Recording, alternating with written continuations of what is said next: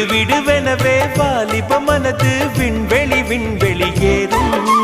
மன்னவா ஒரு கோயில் போய் இந்த மாளிகை எதற்காக? தேவியே என் ஜீவனே இந்த ஆலயம் உனக்காக.